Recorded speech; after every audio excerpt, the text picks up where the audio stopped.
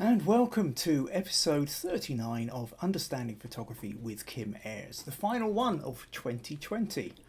Apologies, a few minutes late trying to get started. Thank you, Maggie. I'm sort of still in the process of transferring all the photos across to take a look at this evening.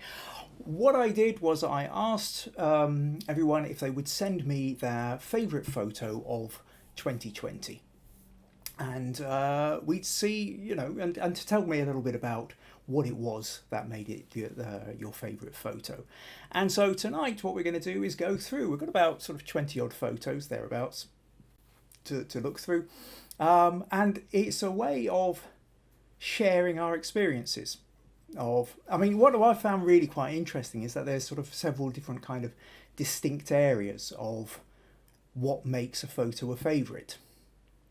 Whether it's somebody is learning a new technique or got a new piece of equipment, or whether it's the emotional meaning, it was something in that moment which touched them, which wouldn't necessarily touch anybody else, but is extraordinarily meaningful to them.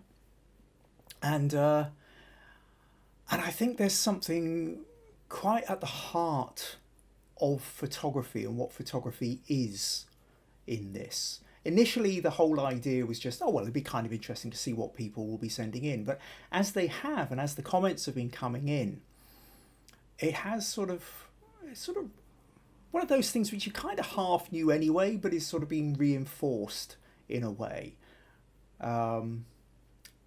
Just how personal photography really is. And whilst on some levels that's really obvious, to an awful lot of people it isn't until you kind of point it out. It's like the number of people who sort of send me a photo and say, "What do you think of this?" And it's just, well, what do I think of this in what context? There isn't necessarily a universal sense of what a good photo is. There are things that can be generally agreed or disagreed, but there's many different aspects go into what make a good photo. Whether that's things like composition or lighting or sharpness or qualities, physical, technical qualities, but also emotional qualities make a huge difference. Those emotional qualities then are affected by the person looking at it.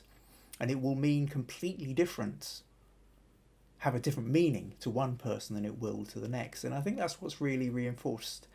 So I think it's going to be quite a really interesting, I think you're really going to enjoy tonight. That we have quite a lot of very different photos to look at and why people consider these to be the favourite. So that's what we're talking about tonight. We are, of course, Facebook Live, unless you're watching this on the recorded version, which does go on youtube.com/Kim Ayres, usually on the following Wednesday, the following day. If you enjoy these, you want to support the podcast at all, we do have, buymeacoffee.com/Kim Ayres, where you can always help to support these podcasts. It's not compulsory, but it is always appreciated. Comments, if you are watching this live now, give me comments. Let me know where you're from, and get the conversation rolling, I hope, for those of you who celebrate Christmas, I hope you've had a great Christmas. For those who are celebrating Hanukkah, I hope you had a great Hanukkah. For those celebrating the Midwinter Festival, I hope you had a great Midwinter Festival. I suppose if you're Southern Hemisphere, if you had a Midsummer Festival, I hope you've been enjoying a Midsummer Festival, and any other festivals that don't occur to me in this precise moment. Right, let's see if we got any comments. Looks like there's some here already. Maggie saying, "Hi everyone, Stacey's here. Good afternoon, Kim and Maggie. Cooking for my pooch and ready for your podcast." All right, so being watched while the pooch is being cooked for. Sharon says, "Hi everyone." Hi Sharon. Hi Anne from Texas. Becca, hi Becca, glad you could make it. That's Norfolk. Brian says, "Hi Kim and all who are looking in. Hope you're safe and well." Hi Brian. Nadeem Tariq says hi. Hi Nadeem, glad you could make it along.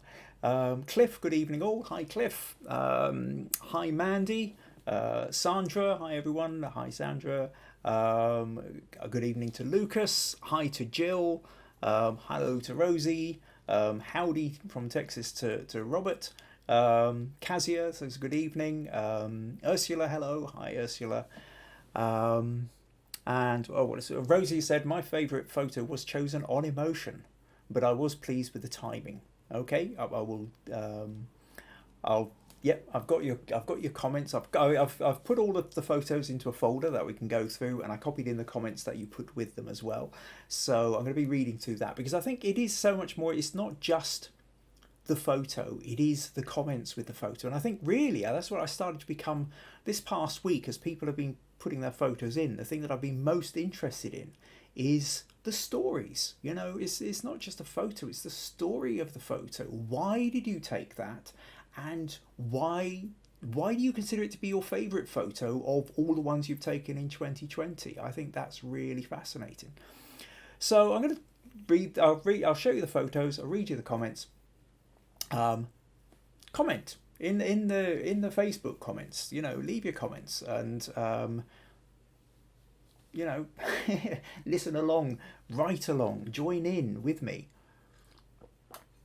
This program, I mean, it's a new year in a few days.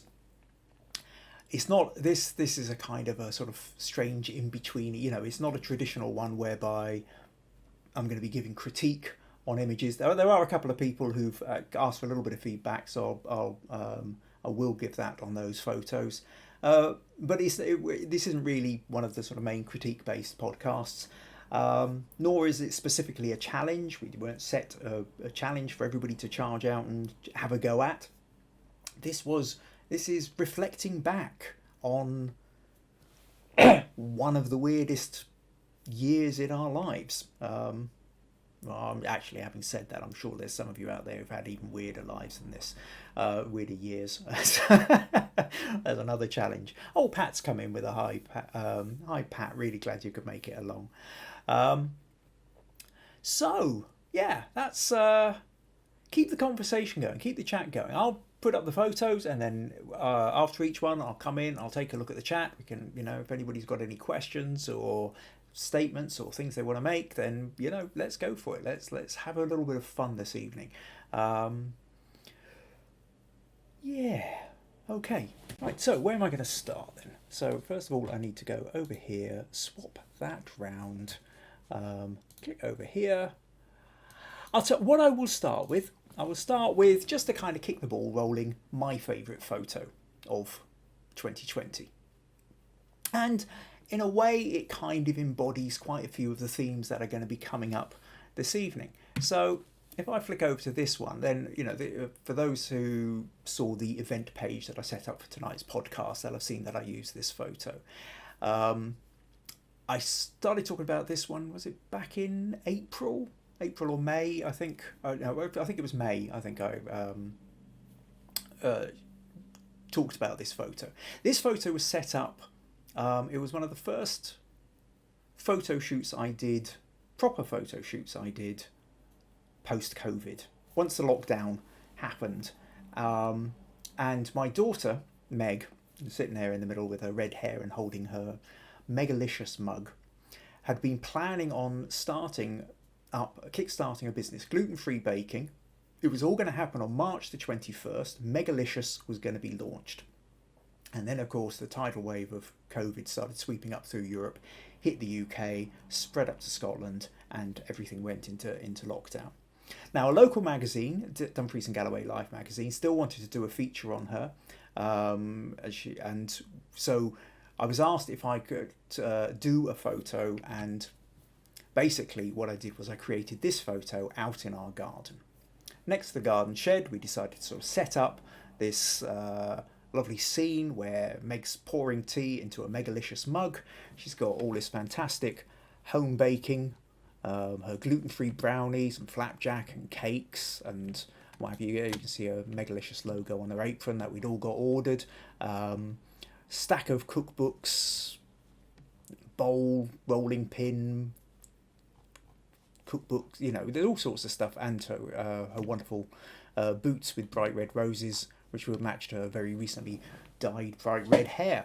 So it all seemed like quite a fun kind of shoot to do, and it ended up on the cover of Dumfries and Galloway Life magazine. So it was commissioned for the magazine, but then while we were doing this setup, I thought, well, okay, we've got the setup. Let's do a quick 10-second timer, run round, leap in front of the camera, and then we've got me and my wife Maggie also in the picture.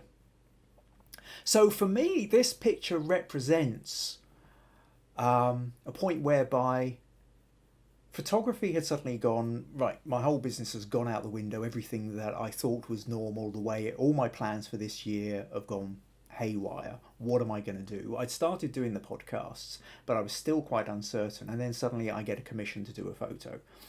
But I've got to do it under lockdown conditions. So there was something quite significant about that. But at the same time, it was to do with my daughter and the launch of her business, which wasn't really happening. But then it was then a family moment. So there was a lot of there's not actually that many photos of the three of us together because, of course, one of us is usually holding the camera, usually me. So for sort of several layers of reasons, really, this I think, I have other photos I've taken this year which I think are technically more interesting or compositionally more interesting, but I think for me there is an emotional level whereby this photo is the most meaningful one for me for 2020. So I'll flick back, just see if we've got any more comments, and then we'll move on to other photos that have been sent in as well. Pat says, I seem to have 2 episodes at once, but 2 Kims are better than none. Right? I'm not sure which one you've clicked on, Pat. I really don't. I'm sure you'll work it out. Okay, Pat says, love this. Right. Stacey, really nice shot. VG, megalicious with a heart. Sandra says, cakes look lovely. Yum. They really were. They really are. Makes despite, gluten-free baking doesn't feel second best. They're just as tasty, if not more tasty, than their gluten-full equivalents. Kazia, nice vibrant photo. Rosie, love Meg's boots. Yes. Yeah, those boots got a lot of comments at the time, I think, as well. Meg does love those boots as well. Great. Okay. Cool. So, Cliff's come in. Lovely to have a great family photo. I hope it's on the wall. No, because I don't actually have I've only got a little A4 printer. I don't have a proper printer for printing up photos because 99% of my photography is commissioned, is worked through with clients, and so they get printed up. Well, most of it's done digitally. They want the images which they're going to then use, so it's just, and then when they do want something printed, there's a local printer down the road, Small Print, who's absolutely fantastic. I've got a good relationship with. He does amazing prints, so basically I use him rather than investing the several £1,000s I would need to have a decent printer that would do everything I wanted it to for the amount of time I would use it. I don't actually have one. And because we've been in lockdown, I've not been down to the printer to get anything printed, so no, don't actually have that. But yeah, maybe we'll get that one. We will get that one printed up at some point for the wall. Right, okay. So next up then, we're going to look at this photo from Greg. This was Greg's favourite photo. So let's see what Greg says. Greg says, I think this is my favourite, most memorable image of 2020. Although it's not a dramatic landscape, it certainly was a fantastic experience. Now, Greg's got this cropped square, but really it's a landscape photo. If I zoom in, take out the kind of framing bit at the end, you can see this. Now, slightly tucked behind me, you'll see there's a couple more swans just here. And those swans are really important. You've got the beautiful layers going back of the hills into the distance. And then you've got all these sleeping swans in the foreground. And Greg says it was taken in early November, so it's just last month, in the Ullswater in the Lake District, which is in the northern part of of England, just below the border of Scotland. I arrived before sunset on a wet, rainy, slightly foggy morning. Sorry, I arrived before sunrise. Yes, that makes more sense. Try and read my own bits here. right before sunrise on a wet, rainy, foggy morning. The lake was dead still, and the mist and the rain was creating a beautiful, soft atmosphere. On getting out of the car, I noticed 6 swans sleeping on the lake. They were a perfect subject, and so unusual I had to take the shot. When I got home a few days later, processed the image, just loved it. I have a print of this on my wall in my living room. So there you go. In terms of for Greg, it's a case of he's gone to Ullswater. I mean, there's Greg, for those who are kind of regularly sort of turning it, know Greg's a regular submitter here and make quite an amazing landscape photographer. And Dartmoor in Devon, not far from where he lives, and up in the Lake District are particularly favourite haunts for his landscape photography. And so when Greg goes up to Lake District, he's got his camera equipment at the ready and he's out there hunting for the pictures. And this one, obviously one that he's just kind of, sort of found before him. He wasn't expecting it, but has taken full advantage of it. So yeah, beautiful picture. And I think it's also interesting that sometimes, when we're looking at what photo do we like the best over the year, sometimes it is the more recent one that we've taken. This one was only taken a few weeks back. And for ourselves, we've got more of a relationship with one that we took just a few weeks ago than we did perhaps one that we took earlier in the year, unless that has a specific emotional connection to it. So thanks for sending that in, Greg. What else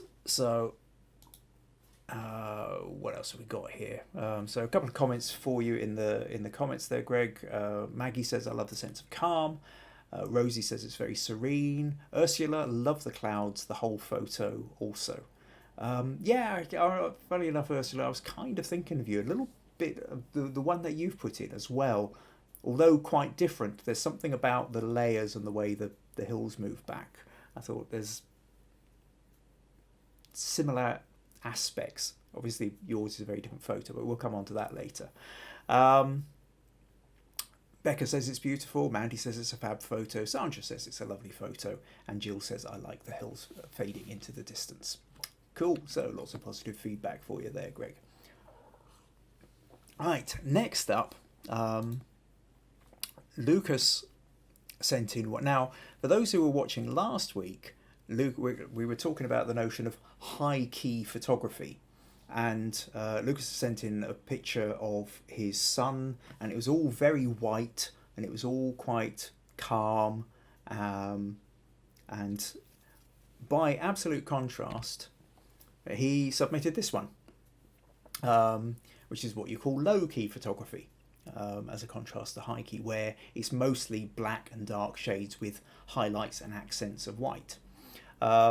Now, Lucas says, I think this is my favourite photo of 2020. I took some portraits of my workmates in this year, but this is the one that speaks to me quite strongly. I like the contrast. Well, just compare this to my last photo here in the group. Yeah, exactly what we're saying. The high-key soft photo of his son last week was very, very, very different. I always try to catch the emotions, and in this picture it's more than enough, I think. My friend did a great job as a model. I pressed the button and this is what I got. So there's for something like this, when you're going for, portraits, it's interesting. I mean, for some people, portraits are just about capturing a likeness. But if you're one of these who really is into portraits, and Lucas is, so, he's several times now he's posted his portraits, and myself, me being a portrait photographer as well, get this, is very often you're looking. The likeness is almost irrelevant. What you're trying to really capture is some kind of emotion. What you really want is to capture a feeling. You want, if some of you kind of go, whoa, sit back in your seat a little bit, good. That's exactly the kind of reaction you're wanting. You don't want necessarily a kind of calm, serene, oh, that's pretty. You want, sometimes that slightly more visceral reaction is exactly what you're looking for. So I can understand here then that kind of, he's with his mates, but he's got one of his friends to kind of essentially scream into the camera, and he's caught that moment. So very different kind of favourite photo. And I can imagine, again, for some people, this wouldn't be their favourite. and for others it will, and it sort of reinforces that idea that we're not all looking for the same thing. So yeah, very powerful photo, Lucas. Thanks for putting that one in. So what have we got?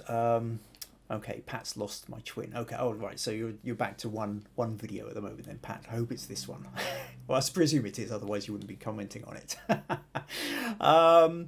Okay, Maggie says fabulous drama and character in that one. Stacey loves the emotion. Sandra loves the drama of the photo, and Rosie really likes the lighting. So yeah, cool. Oh, and Becca's come in and said great intensity. Right, okay, next photo up then is this one from Becca. And Becca says, my best shot of 2020. I actually had actually gone to the UEA, that would be University of East Anglia, I would guess, to try my hand at some wildlife shots. Immediately saw the reflection created. Nice shot, I thought. And then I went to do some Lightroom processing and saw something else, an illusion, not just the standard reflection, but a bumblebee. What can you see? And that's kind of fun, really, is the idea that you sometimes happens with reflection photos as well, is, I mean, you know, obviously first glance what we've got the trees,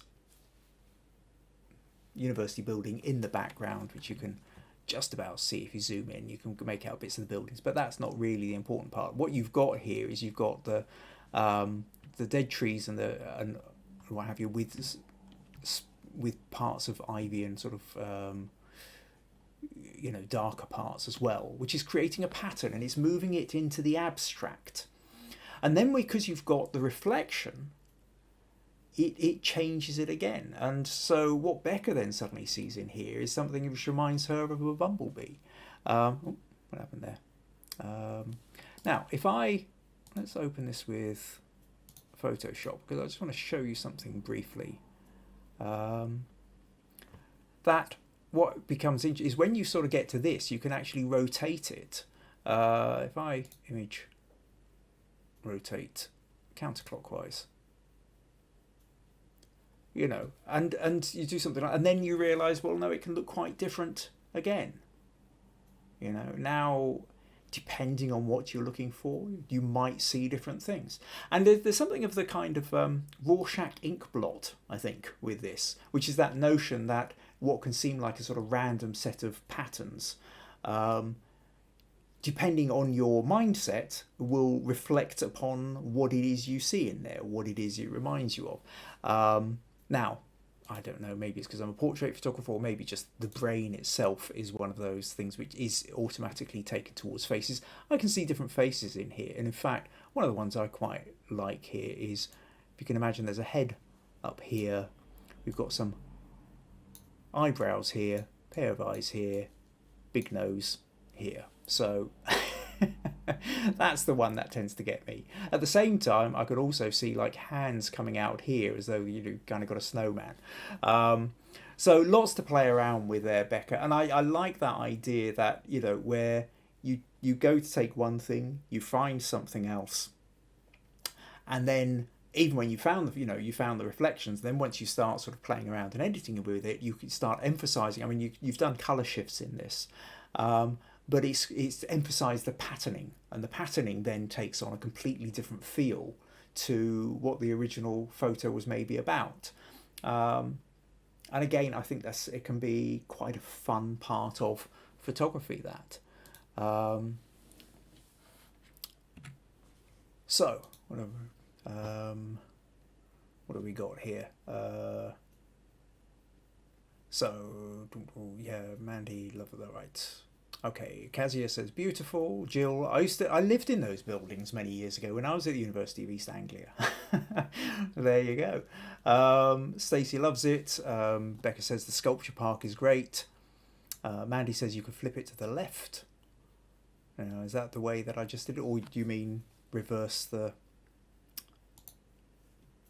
So let's flip that back. If I undo the rotate canvas image rotation, flip horizontal, yep, kind of changes the feel of it again. So yeah, I mean, however you decide, you could turn it again. So yeah, however you decide to do that, you could have fun with that. What else have we got? Yeah, Rosie says hedgehog with sunglasses. Mandy says reminds me of some sort of hairy critter. Stacey, you have a wonderful imagination, but I see what you're saying. VG, yes, it does look like a bee. Cliff says he saw the hedgehog too. Sandra can see the bee. Ben says changing the emotion with light. And Cliff says lovely grounds at the UEA. So, okay, there's a few of you who happen to know the UEA, University of East Anglia. Right, cool. Okay, so already we've had some quite different photos of what people are finding were their favourite photos to take over the year. And for different reasons. So the next one's Jackie from South Africa. Jackie sent in this one. It says, I would say this is one of my favourite images of 2020. It was taken in my hometown, Paarl. I don't know if I'm pronouncing that right. Paarl, Western Cape in South Africa, along our historic main road. I had to wait for the perfect rainy aftermath on an early Sunday morning to create the shot I had envisaged. It says it was during the lockdown period, so the drive down the road was filled with excitement for me in more than one way. Wishing everyone all the best and to keep safe. And then somebody asked her a little bit more about the photo in the comments this week, and she says, I actually took it on my Huawei cell phone P30, and I edited in Photoshop with a topaz grunge filter and used sepia for toning. So this is something which, I mean, again, there's another kind of theme that comes along in a few of the photos this evening, which is the notion of using the filter whereby you're pushing it where it stops looking like a photograph and maybe starts looking more like a painting or a sketch or something like that, which can be changed by the filters or the editing processes that you're using. And this kind of dull, overcast, mean, moody, overcast day, reflect wet ground, wet buildings, no leaves on the trees, and Jackie's taken this idea and ramped it up with the kind of filtering that she's wanting to use. So, you know, it is one of those things that it's an interesting point. I've talked about this before and will no doubt talk about it again because it is one of these ongoing things that there are, for some people, there's that notion that photography is what happens in the camera and in the camera alone. And at the point that you start editing, you've kind of gone beyond photography into something else. I've always found this a kind of strange idea because, you know, when you come to printing, you know, even with analog in the days of film, where you lighten and darken and things, so much happened in the darkroom. In fact, there are famous quotes of, you know, famous photographers talking about 90% of photography happening in the darkroom. Even go back further to the days when you had glass plates, people were making adjustments by painting directly onto the glass as well. So the editing process has always been a major part of photography because what it's about ultimately is the final image. There's an image, and is that image doing what you want it to do? And for Jackie to get to the image that she wanted, it required using these filters and this editing style.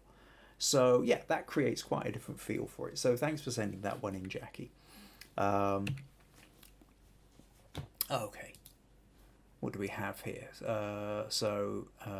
VG says, Jackie, quite dramatic, looks like a painting. And again, yeah, that's part of the editing process. Ben says very old school HDR. Rosie, love the processing. Sandra, I like the way you've edited this in Photoshop. And Pat says everyone's gone to the moon. You've lost me there, Pat.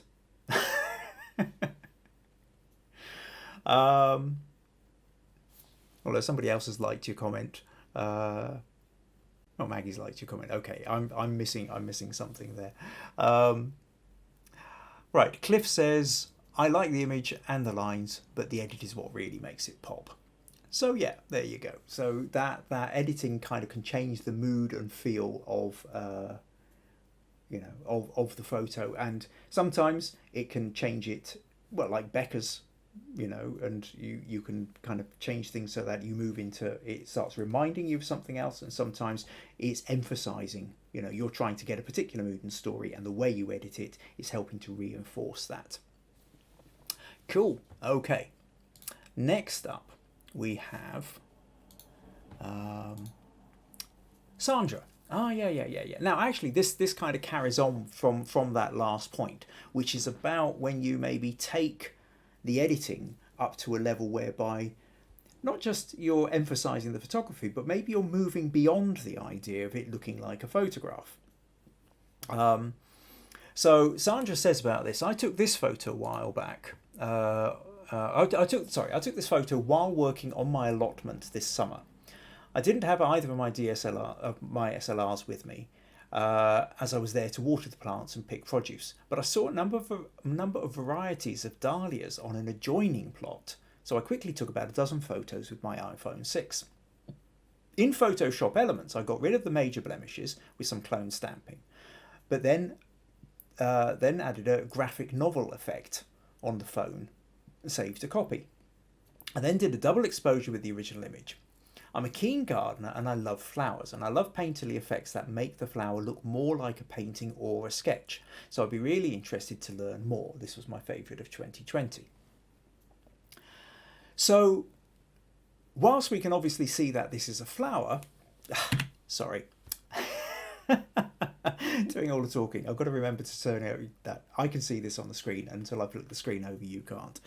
You'd have thought after 39 episodes I would have got the hang of this one. Okay, so this is Sandra's picture. So she's taken the photo from a neighbouring allotment, and then she's already added one filter, got back, played with it more. And Sandra's got a real love for taking it so it goes beyond, whilst we can, yes, see that it's a flower, it's going beyond the photographic into more like a kind of illustration or a painting or a sketch. And there are loads of things out there that can help you do that. You've only got to look at your Instagram filters or any filters that you get with any of your phone editing things. There are ones which can make you automatically, add whichever effect you want, and some of them quite painterly or quite, pencil sketches and things like that. If you have it, now you talked about Photoshop Elements. I'm not sure how different that is to Photoshop itself, but probably if I flip over to Photoshop for a moment, let's just remove Becca's photo here. And what I'll do is I'll just show you briefly what you can do playing around in Photoshop. Now, you sent me an already edited photo, so what I thought I would do is just show you what you can do with an unedited photo. So this is just a photo of a rose that I took a couple of years ago in the kitchen. And basically, just to give you an idea of what you can do, first of all, I'll just double up that layer. And in Photoshop, there are thousands of filters you've got. If you go to filter, there's one called Filter Gallery. And within Filter Gallery, you've got things like coloured pencil, or cutout, dry brush, film grain, fresco, palette knife, rough pastels, watercolour. So you've got all these kind of things. There's also other kind of brush strokes like accented edges or ink outlines, sprayed strokes. Then we've got things like there's different distortions you can have, like glows and ripples. It looks like it's looking through glass. So essentially there's hundreds, sketch, bas relief, crayon, charcoal, photocopy, stamp, water paper, different styles, I forget that one, texture even, cracklesque, or craquelure, grain, mosaic tiles, stained glass, texturizer. So you can see then that there's all sorts of different kinds of things you can do depending on, and the thing is once you get to these is that you don't necessarily have to just use one of them. You can multiply them up. So, if I use the coloured pencil effect, something like that. Now I've got that on a separate layer sitting above. Now, if I decide to mask that layer, I can then, let's take a brush here, and I can just allow the original part of it to come through. And then if I take that down to 50% and then just do something like that, then what you can do is you can have like the realistic part of the flower spreading out into a drawing on the outside. Now, that's just done very quickly just to show you that if you want, you can take extra layers and then you can play around with them. Let's give you there's a whole sense of the photo is just the starting point. The photo is just the launch pad for where you want to go next. Now, later this evening, I'm going to be showing you a picture that Ursula has put in. And Ursula is an absolute master at this. I came across Ursula's work when we were both members of a website, I don't know, about 10 years ago, 9 years ago, something like that. And was quite blown away by Ursula's work. She takes an image and then sets about processing it to a point whereby it becomes beautifully abstract. So we'll visit a little bit of that later. But yes, so that idea that you can use the photograph not just as here's the photo, how can I edit it to emphasize the aspects of the photo I want, but here's a photo, how can I use it as a launch pad for something totally different? And then whichever, whether you're just using curves and sliders or whether you're adding these different effects or you're layering up these effects, essentially what you're doing is you are using tools at your disposal to create an image, a final image, which pleases you. And that's art, that's creativity, you know? So don't let anybody sort of stop you by saying, well, but it's not a photo, or a photo has to look like a photo. I think, you know, photography is a medium which is extraordinarily flexible. You can use in so many different ways. So thanks for sending that one in, Sandra. That kind of gives us opens up that bit of conversation. So I'll just, again, flick back. What else do we have? Yeah, VG was telling me I weren't able to see the photo. Of course, I couldn't see the comments either, VG. Fortunately, we got there in the end. Okay, Becca says stunning. Pat, beautiful. Jill says beautiful. Mandy says lovely photo. Sandra. Stacey, really beautiful painterly effects. Ben says Georgia O'Keeffe like edit. VG says ethereal is the word I was searching for, yeah, or ethereal. Ethereal. Different ways of pronouncing the same word. Maggie says, I'm interested to know if those who use painterly editing actually ever paint or sketch to produce the effects they want. Okay, that's an interesting one. Well, there we go. There's a question for you. Although, interestingly, I do know, because we're coming on to it soon, that Ursula is also using the iPad to sketch on as well. So yeah, but okay, if anybody's got an answer to Maggie, which is about you know, those of you who enjoy using the paint and sketch effects on photos in these editing programs, do you ever actually sit down with a paint or, you know, a pastel stick or something to have a go, you know, doing it that way? Or is it a case of you're actually at your happiest being able to move the sliders and move a mouse and things like that? I mean, I know for me, I'm now very comfortable with editing. I'm very comfortable with the sliders and the curves and the moving everything with a mouse. But my sketching still tends to be not too much advanced from drawing pin men. Ursula says yes, and then replying to Maggie. Sandra, I don't at the moment, but I'm really keen to learn how. Ben says also, Kim, use then and mix them with different layers, modes, and you can create some wonderful effects. Yeah, that's it. I mean, it's that notion of, I mean, all I did there was just one quick layer just to kind of show you what you can do, but you can do this multiple levels of layering up. VG also says, yes, I was stunned when I went through Ursula's website. Stacey says, yes, I have done it, but still trying. Ursula works with ink sometimes, and Ben likes making watercolours from photos. Right, cool. I mean, my father is an artist, paints traditional landscapes, and of course he always uses photos as his reference material, but that's a kind of slightly different thing. Right. Okay, thank you, Sandra. Right, so next one I want to move on to then is Diana. Sorry, let's move forward. So, Diana says, this is my favourite photo of 2020. These garlic bulbs were grown and harvested by my husband.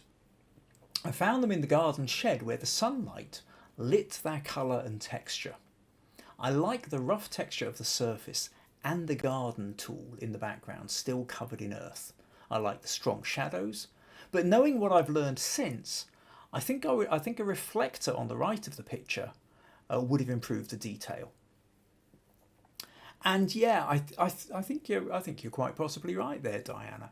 And that's I love that. You just kind of got into the shed and there's garlic bulbs. You've got the rough surface. You've got the mud coming off the little trowel in the background, and there's some beautiful colours, beautiful light, and it becomes almost abstract in its own way. There is a lovely kind of colour combination here. And what I found really fascinating with this was then Ursula came in and said, I've been trying to teach myself how to paint and draw on the iPad. So I like the colour scheme of your photo that I used it as a basis to practice. This is what I got, and I hope you don't mind me posting it. And what Ursula then did was create this from Diana's picture. So that notion then of taking the idea and sketching, but actually sketching on the iPad, and those elements of the colours, those beautiful kind of the purples, the bluey teals, the earthy oranges. So I thought that was wonderful. I really loved the fact that Diana posted a picture, which then in turn inspired Ursula to go and start playing and playing around with it as she's developing her own drawing skills on the tablet. So for me, that was just that's wonderful. Some way I really enjoy how the development of these podcasts, that the podcast started off much more of me talking about my photography, and then people sent a couple of images in, but there's and which I would help critique, but there's much more in the way of sharing now. I love the community sense that's building up. I love the sharing of ideas, the inspiration of ideas, the notion that it's not just about what I can tell you, it's about what you're telling each other as well. We're building a community here where there's support and inspiration, which I think is so much more fun. So this is part of why I'm really enjoying it, and I was really looking forward to tonight as well, which is, it's not just about my photos or photos that are being put in for critique, like, how do I fix this, Kim? And I love doing that, don't get me wrong, but tonight's show is, this is my favourite, rather than how do I fix it? And it's really interesting to see what grabs your attention or inspires you. So, cool, that was fun. What have we got here in terms of extra comments? Kazia says, love it. Maggie says, great colours. Sandra, beautiful lighting. Mandy's replying to Ursula that your images are stunning. Rosie, lovely textures and colours. Jill, love the colours. Sharon, lovely colours. Stacey likes the sketch. Rosie, fabulous. I now need an iPad. Yeah, other tablets are available. Pat says, colours, great textures, yummy. Becca says, yes, I'd love to do that. I've still got my Apple Pencil, so now we'll give it a try. And VG says, I could actually touch the garlic. Lovely. Yeah. So yeah, that was great. Cool. Okay, so next image up. We have VG. So VG's sent her a couple of things, but first of all, she says there are several I wanted to. There are several favourites I wanted to share too. The leaf one here was posted during a challenge, where what I learnt in Kim's photo sessions, I implemented and took ample time to capture the light, texture, and diagonals, etc. And I do remember this image, VG. And it still blows me away. There is something about that combination of light, line, texture, form, which just really does it for me. That, the way it curves round, the softness of the bouquet and the shadows, but the colours within it, that curve but offset against the sort of straighter lines. Yeah, there's just and those reflections in the raindrops as well, or the droplets. And I never noticed before. I can only just see it now. There's actually a little insect crawling down the edge of the leaf. I really hadn't noticed that one before, VG. Isn't that quite amazing? Beautiful, beautiful. Yeah, I do love that one. So this is where VG was put. For VG is one of VG's favourites, where she's put together a lot of different techniques that she's been really thinking about and learning about, the notion of how to use light, how to use bokeh, how to use diagonals, and pulling them all together, and it really works well. It's very sort of soft and moody. Now the other one, she sent in a couple of others just of these wonderful old cameras. I mean, look at this. It's got a sort of bellows bit here. Which is the other. I recently went to a vintage camera museum, and it was an overwhelming experience to see at one place the cameras used since the early 19th century. I got truly emotional when I looked at the biggest of them, an 8-foot long camera with bellows huge enough to be a room. Wow, 8-foot bellows.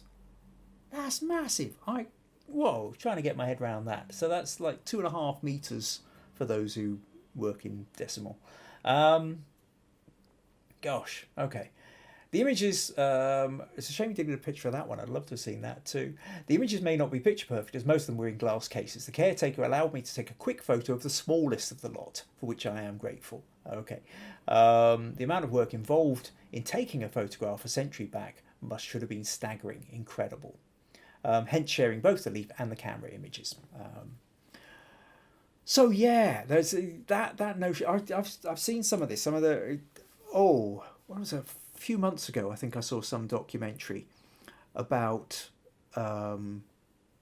photographers back around the turn of the sort of 19th, 20th century, who were going off to parts of Africa with these great big cameras where it's all glass plates, and they've got to kind of carry these and not get broken, and they've got huge teams of people and pack horses, and and then they're kind of clambering down cliff faces with ropes and everything to get particular, and you just think, how on earth, you do all that and then you forget to take the cap, the lens cap off, or you overexpose, or an entirely different world and way of doing things. But we are each products of our time and our era, and there are people who love analog photography who never really moved into digital too much. I think it's very easy. You find the area that you're happiest with, and then you put in the work you want to in that point. But yeah, thanks for sending those photos in, VG. Much appreciated. Okay, let's just quick look at the comments. What have we got here? So Maggie says, I love your podcast of building a community of ideas and creativity and real people who share and support. Yeah, absolutely. It is. It's really lovely. Oh, and Maggie loves VG. Says, lovely VG. VG says it's an ant. So we've got an ant on the thing. Cliff says, love the leaf image, VG. Great capture. Robert says, excellent detail Wonderfully executed photo. Becca says so lovely VG. Sandra says lovely photo. Ursula says the greens are beautiful, and they are really beautiful shades of green. Sandra's amazing vintage cameras. VG says we'll definitely send. Is that a picture of the larger one? I'd like to see that. Maggie says love the shapes and the lettering. Oh, yeah, the lettering on the. Yes, let's look at. So even the fonts that get used are kind of fun there. Yes. And Stacey says that is huge. I love old cameras. The camera store has a large mirror camera around where you are. Is it? Oh, Stacey, cool. Okay, that's looking good. Right. Okay. Next photo up then. Let's. We have Sharon. Sharon says, I took this picture during the summer when we were briefly allowed to meet outside. I don't usually take pictures of people as I don't particularly enjoy it. Now there is a thing that most photographers don't tend to be portrait photographers. I'm a portrait photographer, Lucas is a portrait photographer, but I'm pretty aware that we're kind of at the weird end of the photography spectrum. Most photographers that I know at any rate tend to be landscape or wildlife or architectural or street, or photographers where you don't actually have to interact with people, because when you have to interact with people, then you usually then have to worry about what other people are thinking, feeling, doing, and as well as all the things you've got to think about with a camera, you've then got to think about how the other person is feeling as well, and it's just a full-on extra layer of complication. And then you can take a photo which you like, and then everybody hates their own photo, so they don't like it, and then you feel like you've done some disservice to them because you took what you thought was a nice photo and they don't like it, and now they feel even worse about their self-image, and the whole thing spirals downwards. So yeah, it doesn't take long to have a go at photographing people before you decide you hate photographing people. Unless you're one of the weirdos like me, or probably Lucas, who just really enjoys getting into faces and working with people. However, to carry on, that's a slight tangent there. Sharon says, I don't particularly enjoy photographing people. However, I am pleased how this one turned out. This is my niece, who was 4 at the time. And that's it, really. If you're going to get into photograph people, photograph children. They tend to be much more into it, much more, less unself-conscious, really. They don't mind having their photos taken. They're quite fascinated by having their photos taken. And they don't tend to sort of go, oh my God, I look awful. Why did you take such a terrible photo of me? You don't tend to get that reaction from younger children. Once they hit puberty, then you get that reaction. But, up until about the age of 9 or 10, you can, you've usually got a lot more leeway. So yeah, find yourself a niece or a grandchild. So this is my niece, who was 4 at the time, with permission from my sister-in-law. Every time I saw her and she saw my camera, she asked me to picture me, Auntie Sharon. Brilliant. She would then have a look to see if she liked it and can be very critical. Okay, so yeah. She's going to say what she likes and what she doesn't. But she's going to have, again, it's going to be interesting that a 4-year-old is going to have a different idea of what she likes or what she doesn't. And it won't necessarily be to do with her face. It's much more likely to be whether her teddy bear was looking in the right direction, or what's in the background, or something like that. So that can really be quite fascinating. So thanks for sending that one in, Sharon.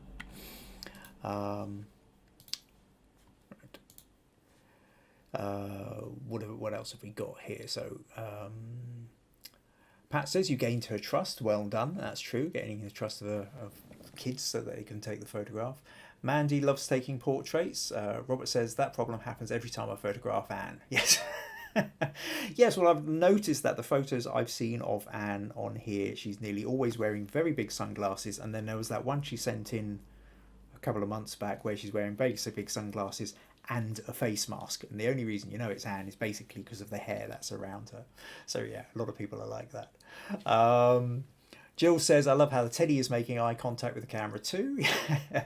Anne says she's precious. Sharon, think I could have got the light better on Erin's hat.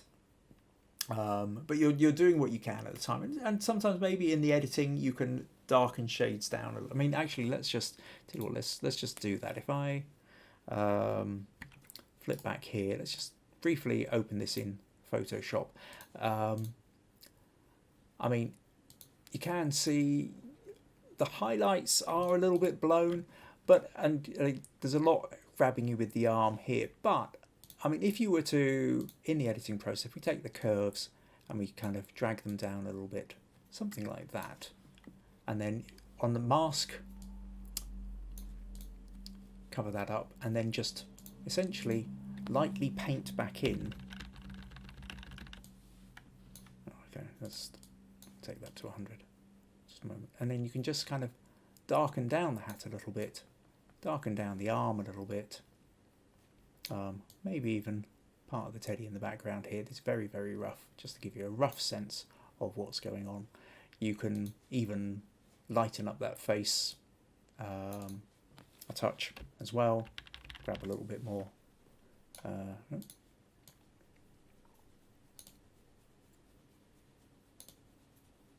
Brighten that up a little bit. You know, 20-second editing, you know, obviously take much more time if you were doing it properly. But the point is that you can quite quickly draw more attention to the face, because there is a point whereby if you go back to the original photo, the hat is grabbing a lot of the attention. We go to the face because we are genetically pre-programmed to look at faces first, but the brighter arm and the brighter hat are kind of drawing the attention away a little bit. So in an editing process, look to lighten the face and then darken the highlights a bit, and you'll find that it really lifts the picture a bit more. And probably likewise the teddy in the background, which is also quite bright. But yeah, beautiful photo. I mean, the fact is you've got her attention. She's looking directly into the camera, and as Pat said, you know, you've built the trust with her, and that's great. That creates a lovely photo. So what have we got here? Rosie says Sharon's taken some gorgeous photos of her niece and nephews, and the only photo I like of myself was taken by Sharon. Oh, well, there's praise indeed, Sharon. If Rosie likes a photo you took of her, that's serious praise, because I know Rosie's commented many times before about the fact she absolutely despises having a photo taken.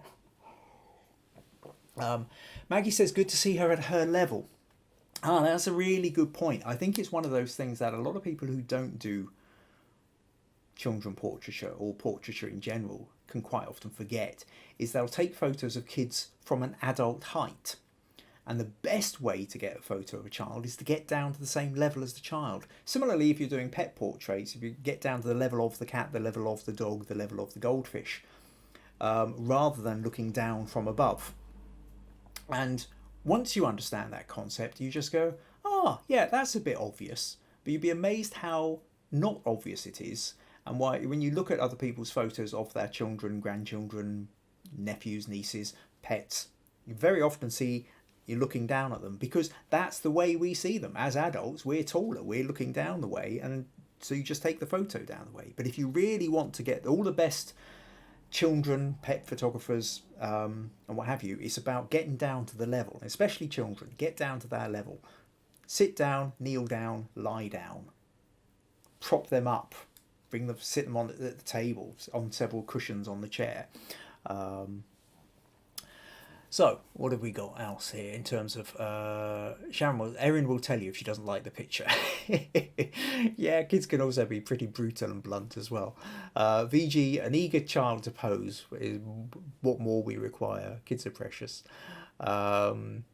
Stacey, children are great, but sometimes people are not happy with photographs. Yeah, a lot of adults aren't, but for all sorts of reasons, which I've talked about before, we'll no doubt talk about again. Stacey, I take photographs of my nieces, but they can't stand still. Yeah, that can also be a problem with children as well. Becca says,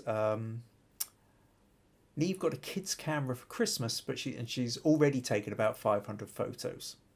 Well, that's not bad going. Yep, 500 in 4 days. That's only a little over 100 a day. Yeah, I think she's doing well. And Sharon says, thanks for that. We'll give it a go. Cool. Okay. Where are we at now?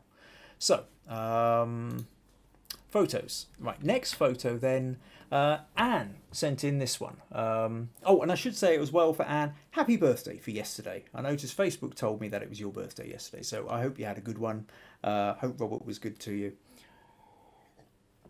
Right, Right, so Anne says, my favourite photo of 2020. It was my first attempt at a pet portrait. Oh yeah, of course, we're just talking about pet portraits.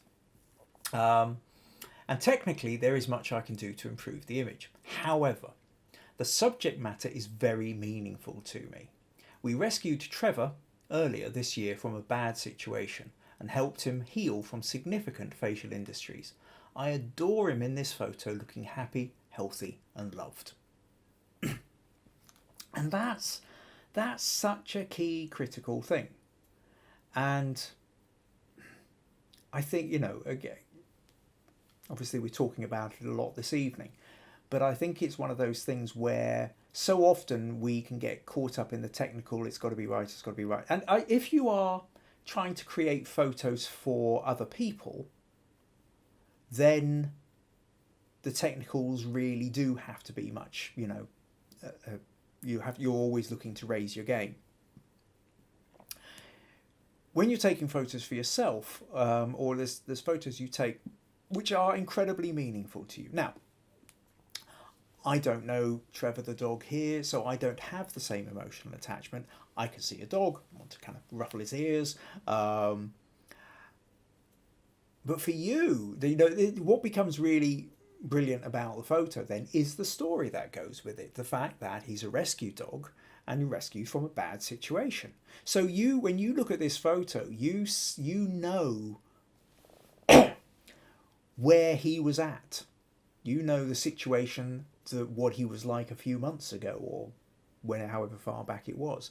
And you can see the difference.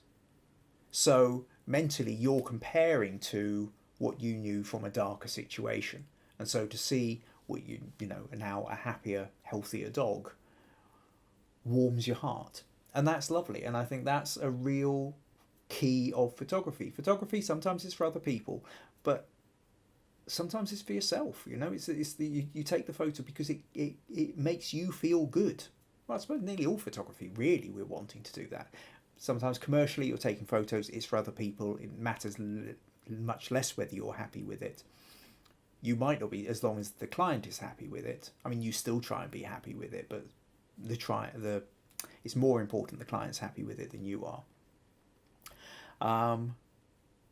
But for your own photography, you're taking photos and it's that connection which becomes all important. Right, okay. So thanks for sending that one in, Anne. Where are we? Oh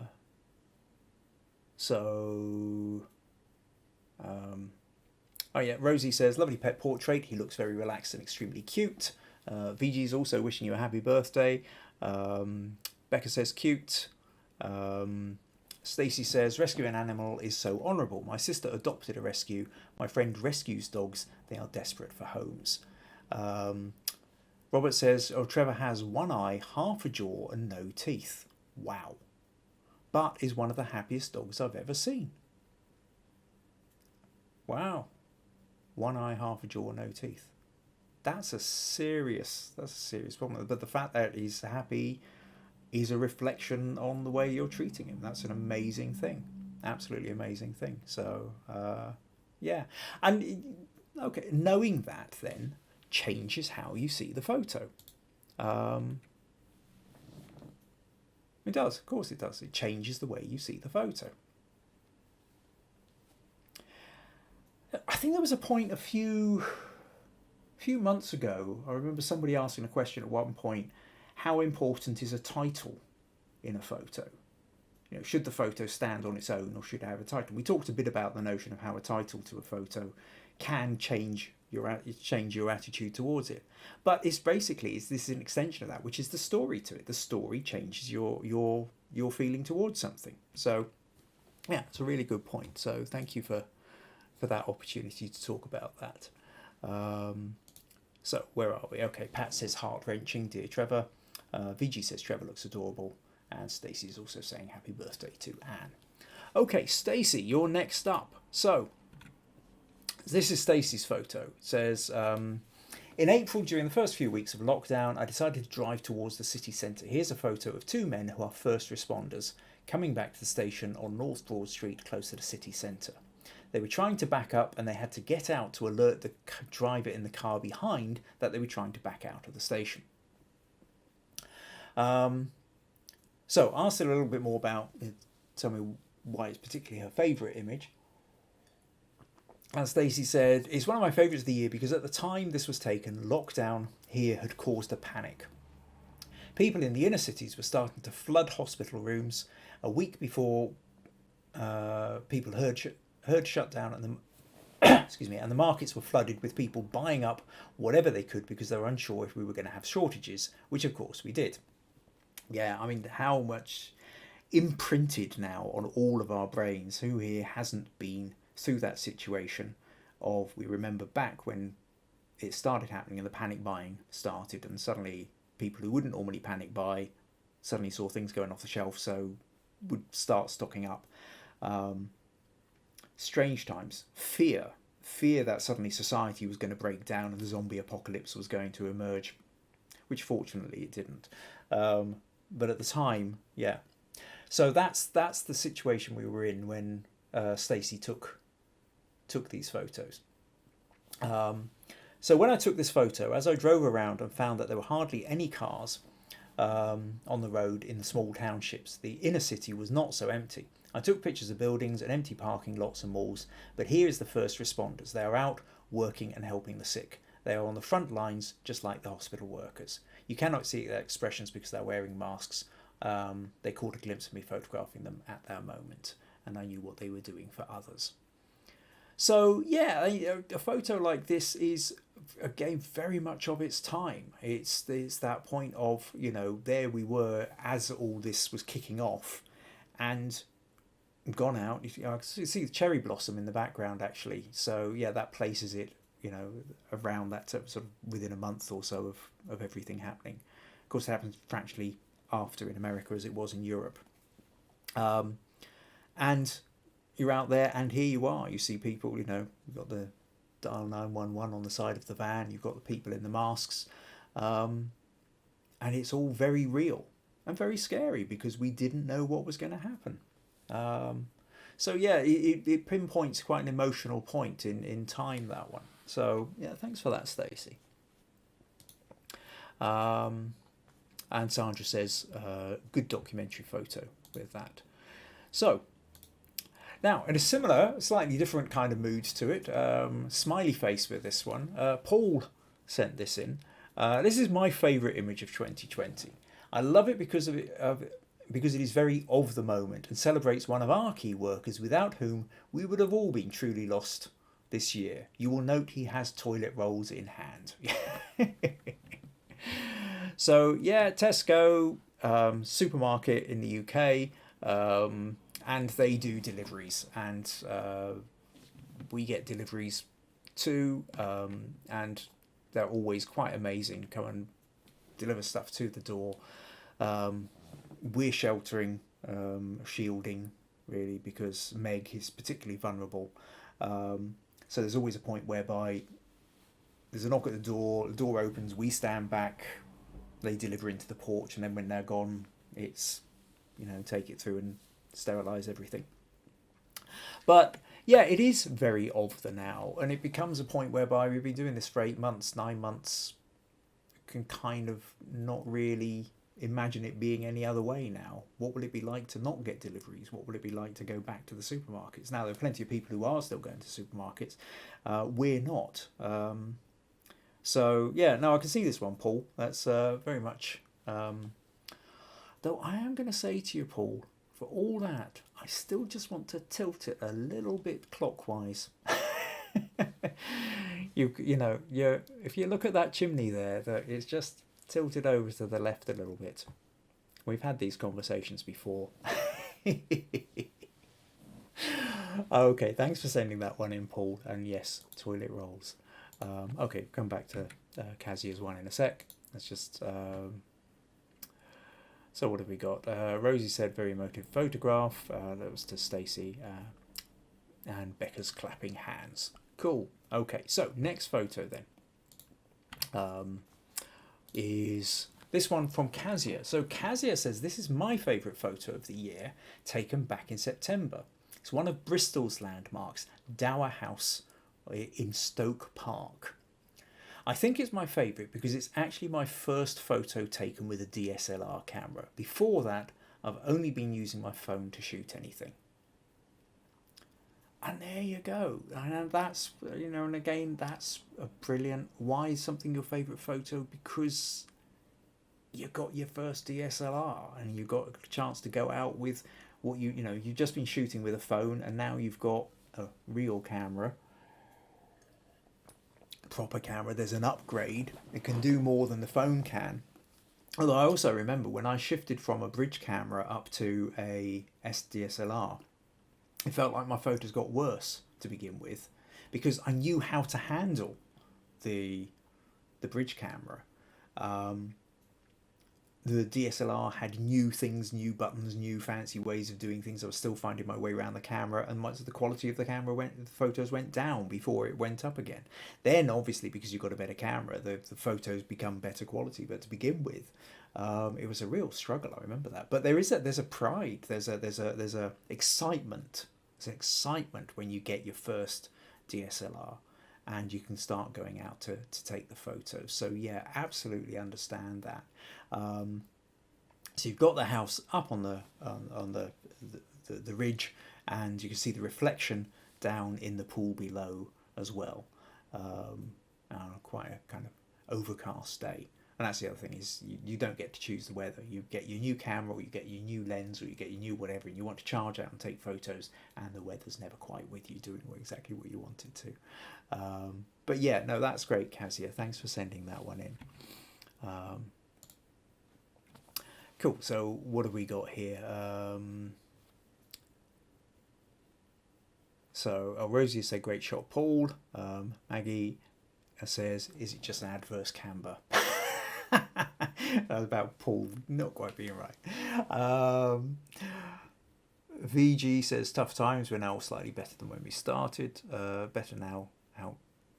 better now how we start than when we started. Yeah. Rosie says, wonderful building. I love the reflection. Okay, so on to Kazia's photo.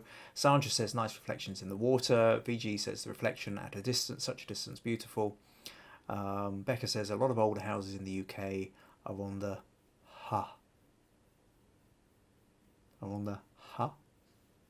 Is this you not quite managing to write in the word you meant to write, or or is there a word which I'm not totally sure of, Becca? No, you're gonna have to put in the word that you meant to put in there for me to make sense of what a lot of older houses in the UK are up to, Becca. Thanks. Right. Okay. So that one. Yep. Next up, Cliff. Ah, yes, Cliff. Right. Okay. Cool. Cliff says, "Hi Kim and the rest of the group. Hope you all have wonderful Christmases. This is my favourite shot of 2020. I tried once before to get a shot of the Milky Way, but completely unsuccessfully. So armed with a little bit of research on light pollution and camera settings, my son and I took a trip out to Happisburgh Lighthouse with a couple of deck chairs and some drinks and snacks to see what we could do. We had a great evening taking pictures and having a good old chat and a fair few laughs. Oh, doesn't that sound idyllic? To me, that's just fantastic. That, I think, it's a bit like, for some people, it's like fishing. Anybody in the UK, there was a lovely series on TV called Bob and Paul Go Fishing. Just two middle-aged comedians just going fishing, and it's not about whether they catch a fish or not. It's about the banter. It's about the being together. And I know other people who go fishing, and whether they catch anything is always pretty irrelevant. It's about the being together. And I think in this case, this kind of photography is the fishing equivalent. You're out with your son, you've got your camp chairs, it's a beautiful starry night, you've got drinks, you've got snacks, you're having a laugh, you're talking away. Oh, envy. Sounds brilliant. Oh, yes. Yeah, fantastic. And on top of that, you go and get a photo too that you like. So looking back, I think I should have composited two shots. in different focal planes, as the focus on the lighthouse isn't sharp due to trying to get the stars as sharp as possible. But this remains my favourite shot of the year, as it's my first reasonable capture of the Milky Way. Yeah, so you've got this problem that always trying to capture the Milky Way. There is the light pollution. You know, that light on the horizon down in the bottom right, you know, is going to be part of what you're up against. There's very few dark skies areas in Britain. Now, we're very fortunate, Rosie will back me up on this, that here in this corner of Scotland, just up the road, about 10 or 15 miles from here, probably about 10, 15, 20 miles from where Rosie is an officially designated dark skies area, the Galloway Forest. The local towns and villages have even had their lights changed so you don't get that orange glow anymore. They have the LED lights, and the top of the lights is so that the street lights are facing downwards and you're not getting that big glow on the horizon. And you can go out into the Galloway Hills and you can look up on a clear night and you can really see the stars. You can see the stars in a way that you never can in a built-up area. And there's whole swathes of Europe where you can't see the stars. You sometimes look at these sort of globe pictures of what the world looks like at night, and where you can see all the glowing lights, none of them can really see the stars very well. So finding a space where you can get astrophotography is good. Now, I then asked you what your settings were. You said your settings were ISO 2500 and you're on an f2.8 with a 13-second exposure. So it's the f2.8, that's what's causing the problem. A 2.8 basically means that it's a very wide aperture which gives you a much narrower depth of field. So if you've got it set at infinity for the stars, then anything in the foreground is more likely to be out of focus, because if you focused on the lighthouse, the stars would have been slightly out of focus. Now, ways round this, you've got this shot at 24 on a 24 to 70mm lens, which is good. You want to go as wide as you can. If you can get an even wider angle, then that helps a bit. So if you've got a 15mm or 12mm or something like that, consider the idea of actually upping your, you know, I mean, I know you're wanting to get as much light in as possible. It's a really tricky thing trying to get good star photography, because if you go for something like an f5.6 or an 6.3 or something, which in this case would have allowed you probably to get the lighthouse and the stars in focus, you would have then also had to compensate with that by having a longer timed exposure. So you've done 13 seconds, which is just short enough to stop you starting to get star trails. So all the stars look like they're fairly well sort of still little dots. Although if we move in, you can, and especially around the edges, you start to notice they're getting a little bit oval. And once you get up to about 30 seconds, you'll notice that you're getting very distinct lines, because the world is moving. And so the world is moving, and so the stars start to essentially smear across the sensor. Now, some people can use this to great effect. They do 1 hour long exposures and get really, you know, star trails which sort of go, you know, quite a stretch across the sky. So it's all, yeah, it is a mix. It's trying to find a balance of getting as much light into the lens in a very little light situation. But I think, you know, for your first Milky Way attempt, and to get that lighthouse is pretty impressive. That gives a nice sort of sense of something going on in the foreground as well. I think you've done really well, Cliff. Yeah, you can, of course you can composite images, you know, take a photo of the lighthouse and then take a photo of the stars and put them together. And that will probably give you a better overall image. But I think a bit like fishing, the excitement is trying to see if you can, what you can actually get in camera. You know, it's a bit like, you know, what can you actually catch at the edge of the river, rather than just, you know, as people I have known who've gone out fishing, not really caught anything, or just thrown back what they've got and then picked up a piece of fish from the fishmongers on the way home again. I think with astrophotography, it depends on you and it depends on your mindset. But I know when I've gone out to do it, it's like there's a hunt on. I'm really trying to get the stars and something in the foreground as well. And you do need to get something in the foreground, otherwise it's just a kind of massive dots. And I really like the lighthouse. I think that works well. So nice one, Cliff. Okay, see if anybody else has mentioned anything on it. Sharon says, lovely picture. Becca, gorgeous capture. Jill says, this feels like a complete contrast to the pandemic themed photos. Yeah. Mandy, love the reflection. Steve, hi Steve, glad you could make it back. That's a nice image, wonderful building. Is it important to fix the tilt? All right, Becca says it's a Norfolk term, the ha. Right, okay, cool. Okay, to fix the tilt. I'm not really... Which tilt, Steve? Maybe give me a little... I'm not overly noticing a tilt. Maybe is that... Yeah, so I suppose slight tilt on the lighthouse. Yeah, I suppose there is a little bit. He's trying to go with the... Yeah, it's well, the fact is, because he's gone with a slightly wider angle lens, things are sort of getting, the horizon's curving just a little bit over. As it stretches out to the edges, it sort of tends to distort a little bit more. And I know if you tilted the image to make that lighthouse just a fraction straighter, then the horizon would have just, I think, felt probably a little bit off. Now, you can, of course, play with things, just sort of dragging corners and distorting the image back again. So, yeah, you could do that. You could play with that. I suppose it depends how much it bothers you. To be honest, I hadn't really noticed the tilt until you pulled my attention to it. Yeah.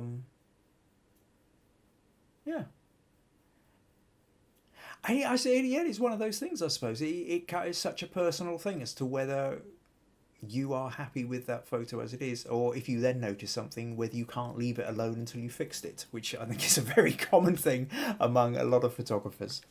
I mean, I know there's all sorts of things. There's bits in photos where I'm editing and I'm literally pushing pixels around the screen at levels where nobody else is ever going to be able to tell a difference. But I can tell a difference, and I just can't let it go until I've fixed it. So a lot of it comes down to your personal level of obsession with it. Okay, where are we at next? So I think we're now going to move on to Rosie. And okay, let me forward that one and flip back over. So Rosie says, this is my favourite photograph of 2020. These are my grandchildren, Jack and Mia. They live in Elgin, which is about 300 miles from where we live. My son is in the Royal Air Force and is posted to Lossiemouth. And unfortunately, we don't get to see him very often, and certainly not this year. We visited them in July, as soon as we were able by COVID restrictions, having not seen them since the previous November for Jack's birthday, for Jack's first birthday. Wow. In this photograph, the children were having a great time on a trampoline, and I clicked just as they came down from a bounce at the same time, hence the static in Mia's hair. I love this as they both look so happy. We should have been with them for Christmas, but of course we can't travel due to COVID. So yeah, this is a fun one. And what I think really is really interesting is the fact that you can't tell they're bouncing. You've got them, they're bouncing up and down. They both come down, and the point you've gone click is right at the point whereby it's not pushing down any further and it's not swung back up. So it does look like they're sitting on a relatively solid surface, which actually, I suppose, they wouldn't be. If they were just normally sitting without bouncing on it, they would be a bit more indented in that. So in a way, that is the giveaway that yes, and then you can see, that little bit of Mia's hair kind of going up there with the static. I'll just zoom in for those on smaller screens. You can kind of see the static on that. But my God, what cheeky, beautiful expressions. Yeah. And I think this is another one where, the meaning of the photo is so powerful because it's your grandchildren. And this whole problem that we've all been having of not being able to see them, not being able to get up close because of the COVID restrictions. I mean, it's been breaking our hearts not being able to give the grandchildren a hug. Part of the world we live in. And I suppose this is very much reflected. I don't know if these podcasts have been running last year, and then last December I'd said, show me your favourite photos of 2019. they would have been so different. Oh, you know, I mean, there might have been a few photos like, you know, lighthouses and stars, or first photos with a DSLR, or the picture of the leaf and things like that. You know, the photos we've taken, which we're really proud of taking those photos. But I suspect there wouldn't have been as many of. I think this year, the 2020, I think we're getting more in the way of these photos, which are just emotionally meaningful to us. It's you know, it becomes my favourite photo because it's my grandchildren or my nieces or my pet, or you know, this world we're struggling in, where we're not able to be. We are human beings, have grown, have evolved in tribes, in groups. You know, we were never designed to be alone in the way that we have been. And part of doing these podcasts, you know, is a way of me being, you know, I'm a people person. I love being out there amongst people, and I can't be out amongst people as much. So we now do it online, you know. And these podcasts are developed out of a need to connect. And we're doing that. We're finding ways to compensate. Of course, we miss not being able to be with the children, but there is also this fact of, can you imagine what it would have been like if this had happened in the 1990s, when we didn't have Zoom or, you know, video cameras, mobile phones in anything like the same way. So anyway, yeah, going off on a slight kind of nostalgic tangent there. Yeah, beautiful that you could get such a, and I love the expressions on their faces. I mean, any parent or grandparent or auntie, uncle is going to recognise that kind of look, and just melts your heart, really does. Right, okay, what else have we got here? So, all right, there was a couple more lighthouse comments I missed here. Kazia says stunning. VG loved the lighthouse. Maggie says beautiful sky. Becca says wonderful. Love the contrast of light and dark. Mandy said brilliant shot. Stacey, wish I could just sit outdoors with someone and taking it all in. Rosie loves the Milky Way and the story. Looking forward to getting together with my son and our cameras hopefully soon. And yes, Rosie has the LED lights in our village, but she hasn't got a decent shot of the night sky yet. Yeah, and it's quite cold at the moment too.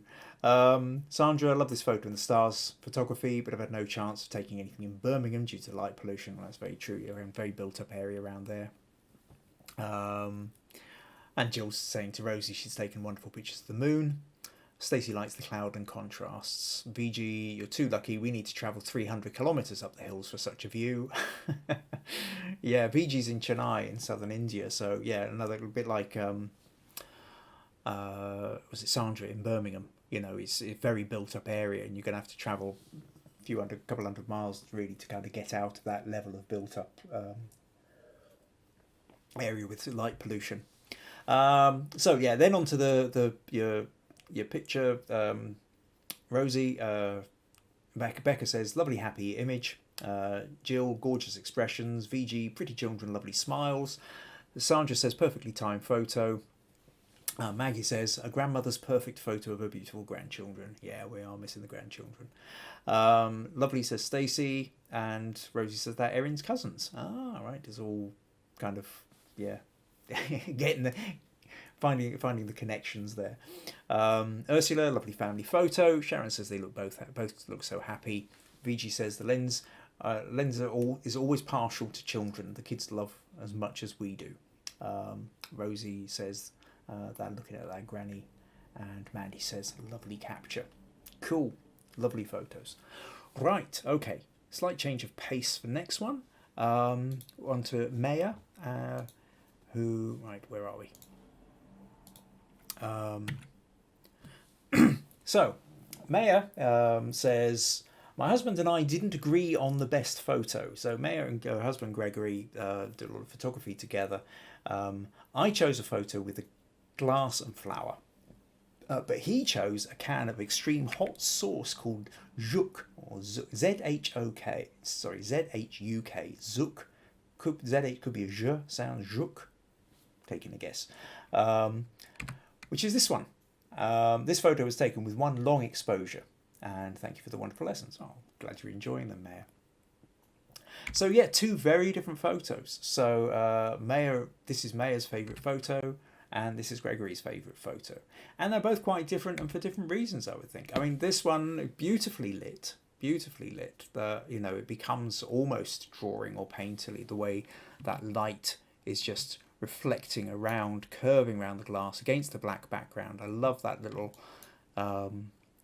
curvature, as the glass and the reflections curve around the water and the light refracts and reflects and what have you. Beautifully done.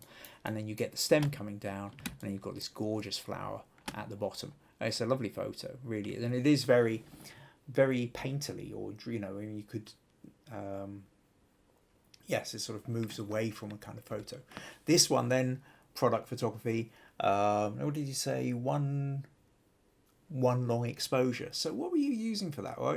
Have you got a candle which you're kind of moving around it, or some matches, some flames, or if it's one long exposure, you could even be using a piece of orange cellophane and waving it about, I suppose.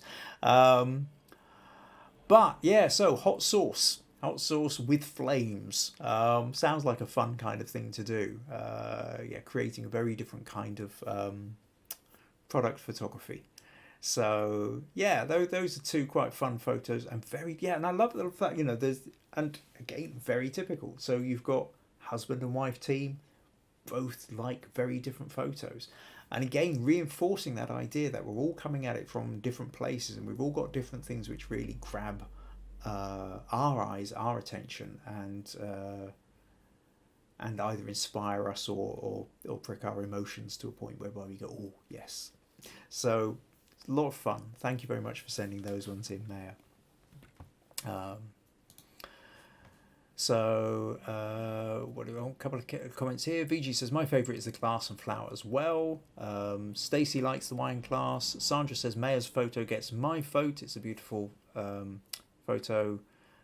Stacey says the flower adds, and Rosie says the glass is stunning. So Maya, looks like the podcast viewers are on your side. They're backing you rather than Gregory. And Sharon's come in and said, love the passion flower as well. So you can have a smug moment when you're watching this with Gregory. Thank you very much for sending those ones in. Right, where are we now? And Vijay says, oh, the chili spicy on flames. Yeah, I think that was definitely, it's a hot chili sauce. So that's the point of doing the flames for that one. Right, where are we? No, not that. And that, and click. Oh, yes. Okay, on to Robert next. So, this is an interesting, little bit of fun for this. Robert says, I took the, now, for those of you who haven't some of you will have come across this technique before, and for those of you who haven't, it looks like you're looking at a little set of toy aeroplanes on a little toy airport on some kind of, with probably made up trees made out of little bits of lichen or bushes or stuff like that. And for all the world, it looks like a toy set. But Robert took this photo in September on a work trip taking off at DFW Airport. These planes are sidelined due to COVID, and I've always loved the tilt shift effect and used this to study the technique. I used Photoshop to create the tilt shift effect based on a YouTube how-to video. This is the best example I was able to create, and it did really well on PhotoCrowd. PhotoCrowd is a competition site where every day they have several contests and you can submit photos. And these things, the PhotoCrowd's one, Guru Shots is another, Viewbug is another, there's a few of them about.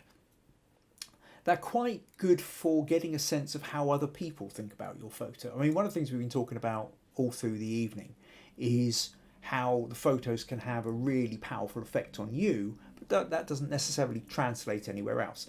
Now, if the photo is just for you, then that's great. If it's a photo of your grandchildren, a photo of your pet, that's brilliant. That's what you want.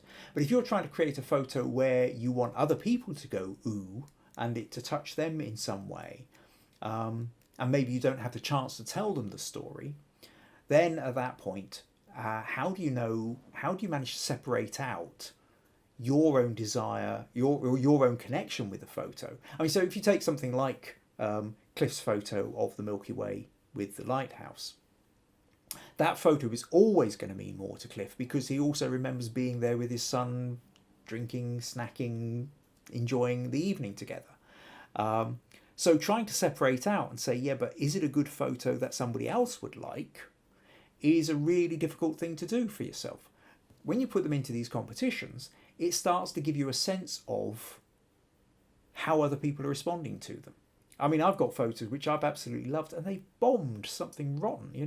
Nobody else seems to like them. And this has been one of those things that we've dealt with many, many times in the critique section over the months that we've been doing this podcast, is people sent in photos and said, this is a photo I love. It never tends to do well in the competitions. I don't understand why. And then we've been able to look at it and address the different things and try and peel away, separate out the emotional connection that you as a photographer or I as a photographer have with the picture and the actual effect itself. So, little tangent, always worth repeating though. But what we're talking about here is a particular effect which called a tilt shift effect, which Robert did put onto photograph and got a good reaction from.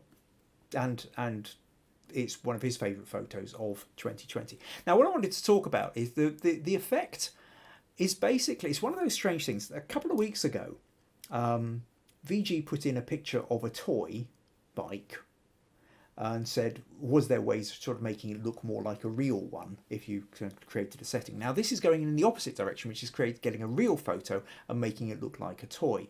And the way it's essentially done is by blurring the foreground and background. Now, in order to make that work, you have to have the right kind of photo. And this is just this is the perfect kind of one to have for this. I mean, Robert did send me the original. This is the original photo. You can see that it's been edited up, not just in colours, but here you can see without the blurred background and foreground, this now looks like the kind of photo you would take out of a plane as it was taking off. It looks like a real photo. These look like real planes. And that looks like real fields in the background, and that's a real aircraft hangar and a real runway, and there's nothing toy-like about it. And yet, in this one, now we can see it's obviously the same photo, it just looks like a toy. So what I thought, I'm just going to deviate a little bit. I'm going to show you briefly how you can do that.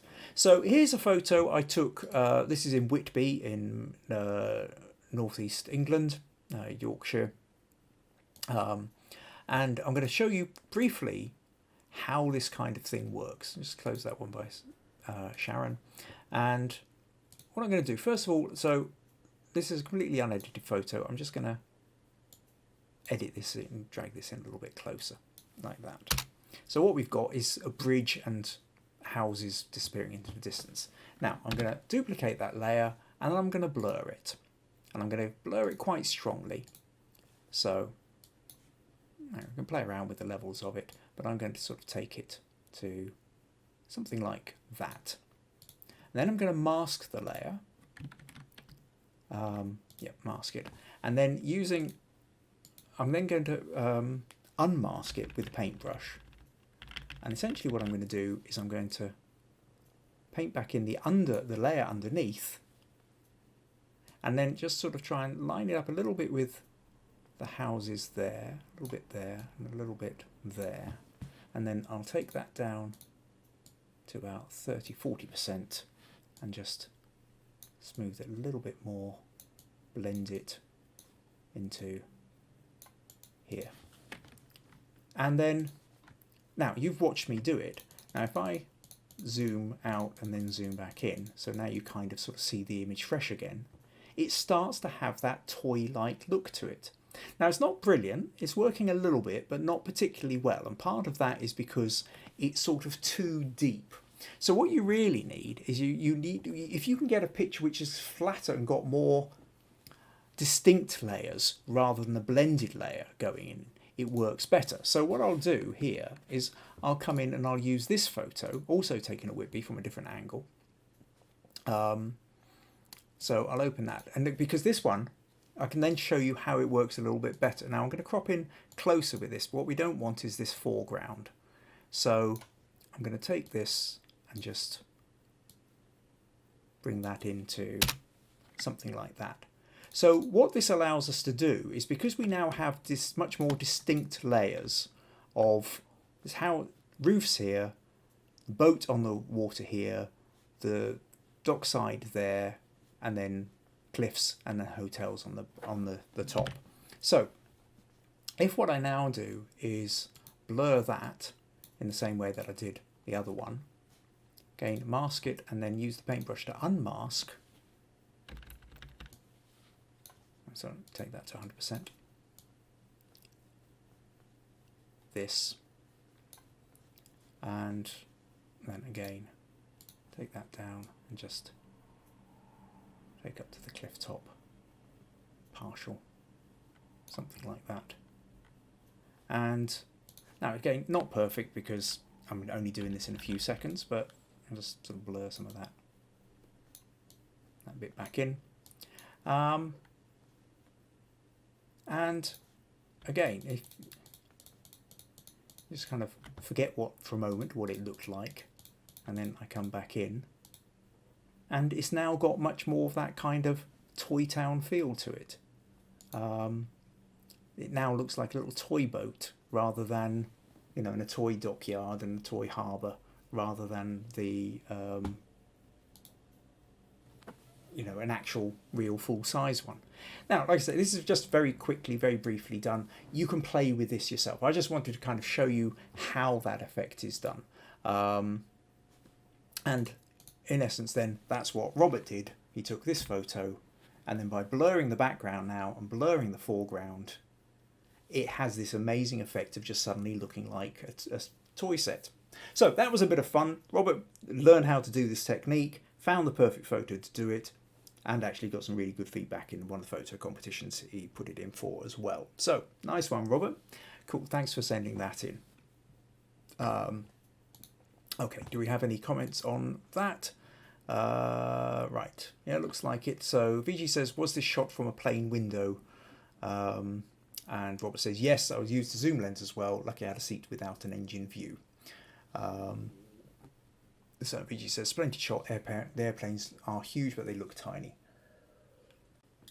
Cliff says, I love the tilt shift photo effect too, with the tech in editing software and built into some cameras. I wonder if anyone actually buys a tilt shift lens anymore. Yes, because you can actually buy this is a Photoshop version of an actual effect. You can buy lenses which have this effect, allow you to do all this in camera.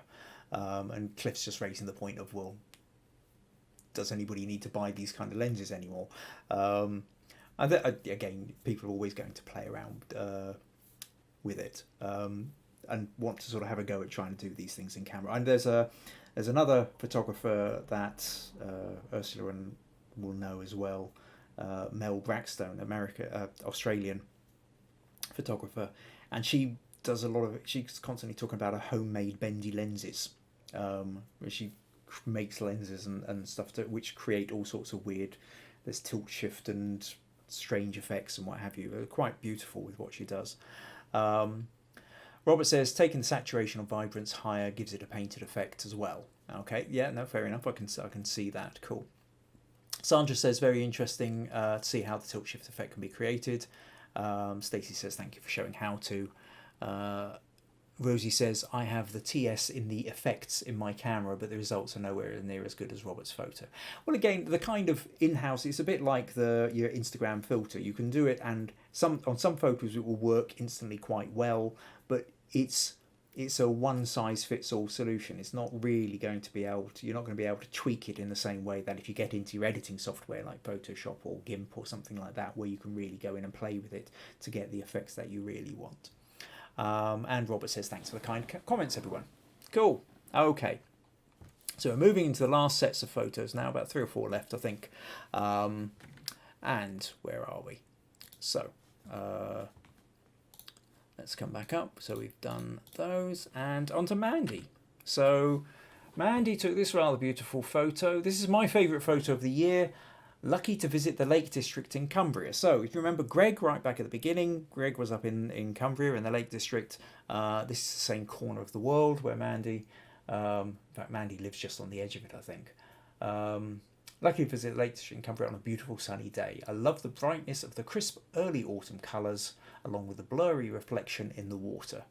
Struggling with landscape photography, so I was really pleased how this turned out. There you go. I mean, it's a lovely photo. And again, the real meaning for Mandy with this is the fact that Mandy doesn't consider herself to be a landscape photographer. And I know that feeling. Sometimes I could get some nice landscapes, but it's not my speciality. It will take me more attempts to get a landscape photo that I like than a landscape photographer would, because they know what they're looking for. In the same way that I can get a good portrait more quickly than non-portrait photographers can. It's your speciality. It's what you know how to look out for.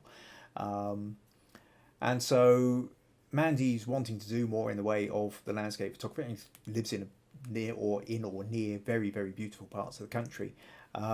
So feeling really pleased actually. And yeah, it's beautiful colours, lovely reflection. You can smell the air and that. You can hear the water. You almost kind of want to dip your toes into the loch or lake there. Yeah, so loch, if you're over the border into Scotland, is there. That's the Lake District, not lochs there. Cool. Thanks for sending that one in, Mandy.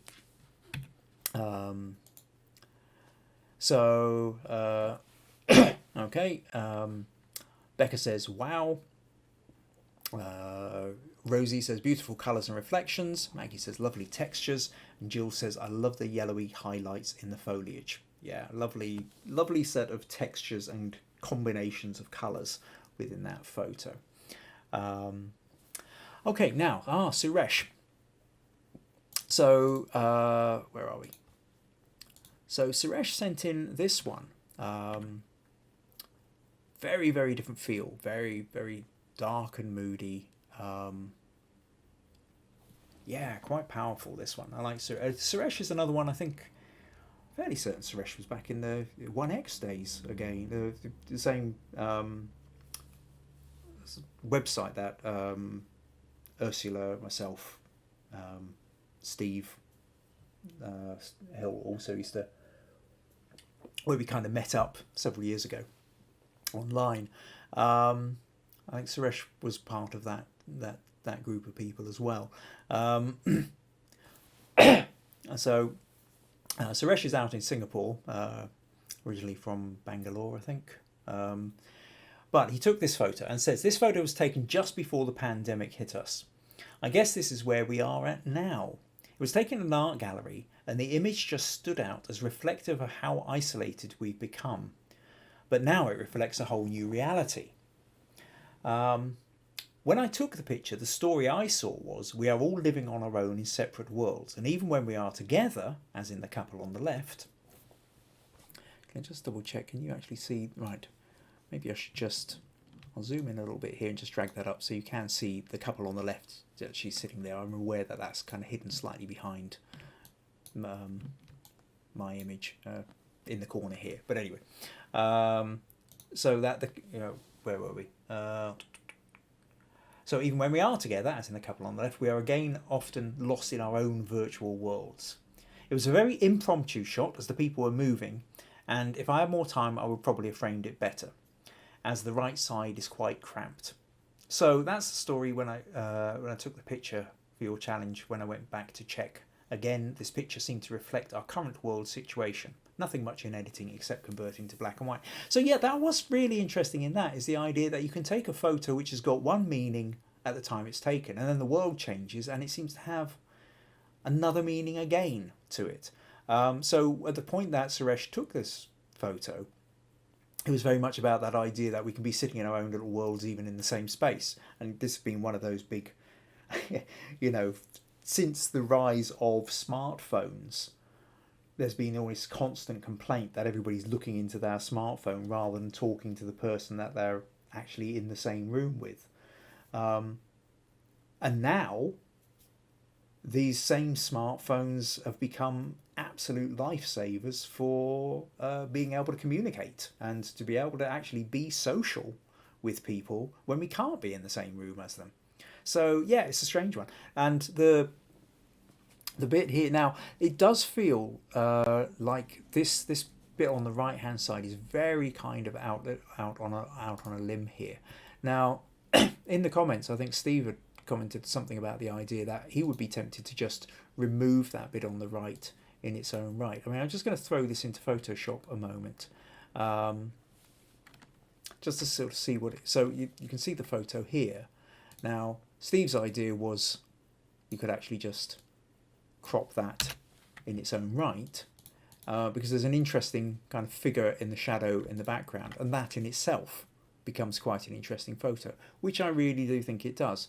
Suresh then responded and said, yeah, I can see what you're talking about there, but I would maybe not crop it evenly. I would maybe just, and I think his point was that you could in fact crop it like that, which I think becomes really quite interesting as well, where you actually leave a bit more of the black around it, but not evenly around it. By having that black space off to one side, emphasizes that notion of a kind of isolated room here. Another option is to take this bit and maybe move it closer.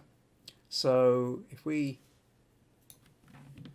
because this feels a bit too wide in the middle, so if you would sort of take that and place it there, and then maybe pull it in something like that, I think that then kind of changes the mood and feel of it again. Worth playing around with anyway, Suresh. I mean, I think I love the way you have edited it. There's the beautiful tones in that and beautiful balance, and those there's a lot in here, from that figure, that kind of shadow in the background. The way these people are sort of sitting with the way the light is falling behind them is really something quite spectacular. And then it is interesting, this sort of doorway window here to other people looking like they're in separate rooms in a different kind of world. I think it works better when this part is closer to that without as much black in it. But again, your photo, your choices. Excuse me. But quite a stunning photo, so thank you ever so much for sending that one in, Suresh. Right, what have we got? So Maggie says this is such a powerful image. She says agreed. Mandy's saying I live in Dumfries, Scotland. Sandra taking some play. Okay, so there's a little bit of conversation. Mandy's talking about the lakes being special. Ursula says the negative space makes this one. Okay. Yeah, it is. It's how you play with that negative space, I think, becomes really interesting.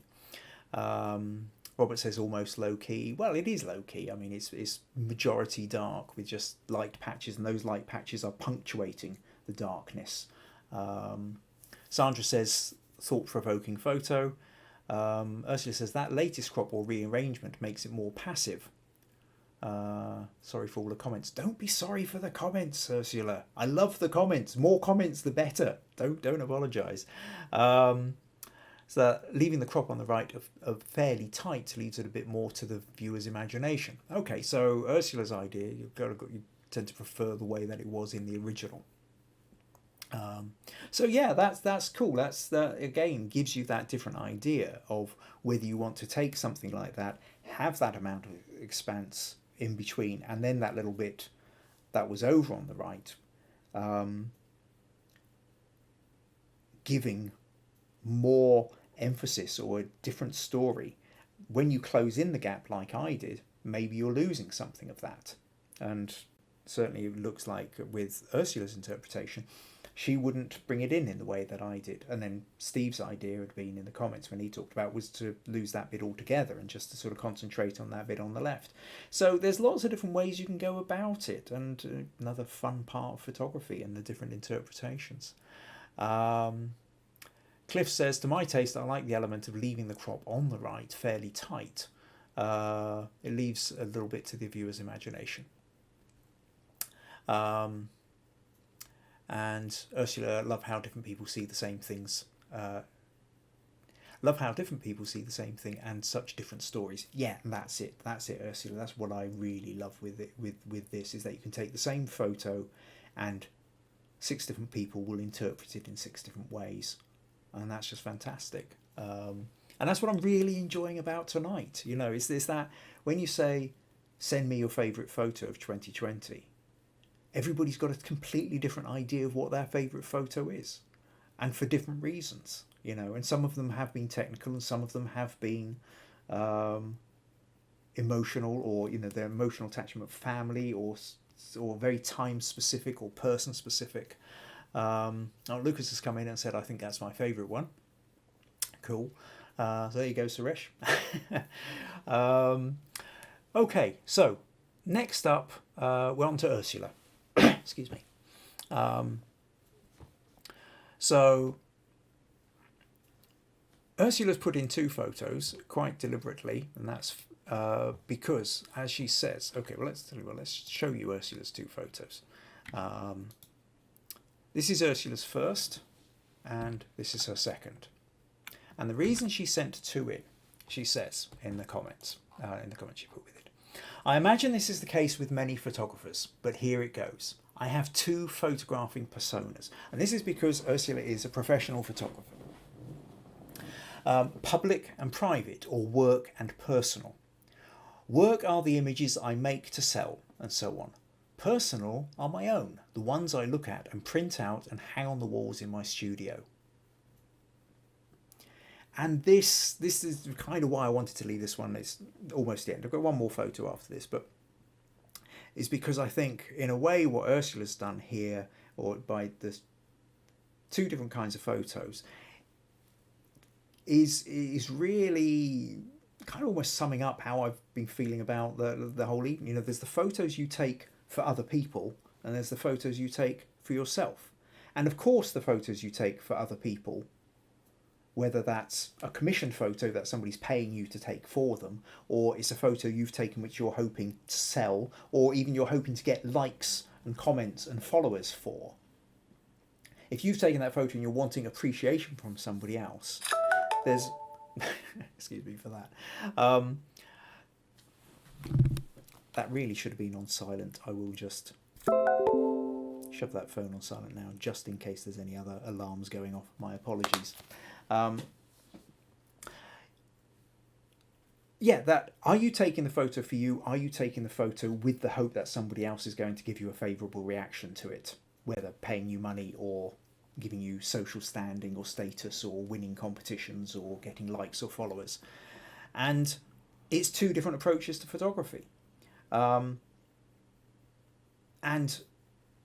if you are doing that a lot, whether it's even at a kind of amateur personal level, you've got your own favourite photos and you've got the photos you stick in for competitions, or you're a professional photographer like me or like Ursula, where you've got the photos that you are out there to sell, or the photos that you just really want for yourself. Now, this,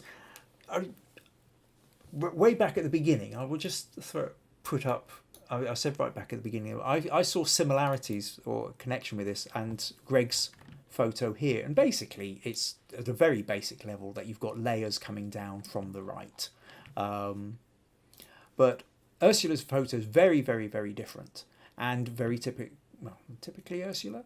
I recognise it as an Ursula photo because it is become very abstract.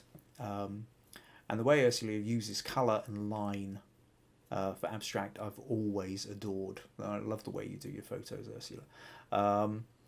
And so this is one that she will have, which is there, you know, you can go off and you can buy the print. But the photo that she loves for herself is this one. So, yeah, to go back to what Ursula said. So for the best of 20 for 20, I'm posting 2 pictures. The first one is, is a minimalist ICM I did in early February. To me, it encapsulates what winter is all about where I live. Subdued tones, minimalist view, a quiet, introspective life. Now, Ursula lives in British Columbia in Canada, way over in the left part of Canada, North America, as you're looking at it. So, you know, very Canada's not a highly populated place, and she's not living in the heart of the city. So the second one, this one here, I made with my phone on one of our backpacking trips. This one here is in late July. It's with my husband. He looks so good there, almost in the icy waters, all happy, just like the whole packing in and camping at these beautiful places is. And that's it. So, you've got a photo here, and here's Ursula's husband. Actually, late July, and there's snow on the hills, and there's a glacier there, and obviously it's not southern part of Canada you're in, or you're well up into the Rockies, but it's that different kind of photo. Then again, it's that notion of what. I mean, it's a beautiful landscape, and it's an amazing place, and I'm looking at that going, wow, I would love to go there. I'm thinking in July, warmest part of the year, and you've still got to make sure you're wearing several layers, and that water is going to be absolutely icy because it's coming straight out of the glacier. Beautiful, stunning, but it's a personal photo. It's a photo which Ursula loves because that's her husband. She loves her husband, and that's them away camping in an amazing place, and so the emotional attachment to that is what makes it the favourite photo. The favourite photo in terms of sales and stuff for 2020 is this one, which is very minimalist and captures a mood and an expression, a feeling that Ursula really wanted to capture, and is then created and is then going out into the world. Two very different photos, two very different moods, two very different ways of doing things, but both from the same photographer who has two very different photographic lives.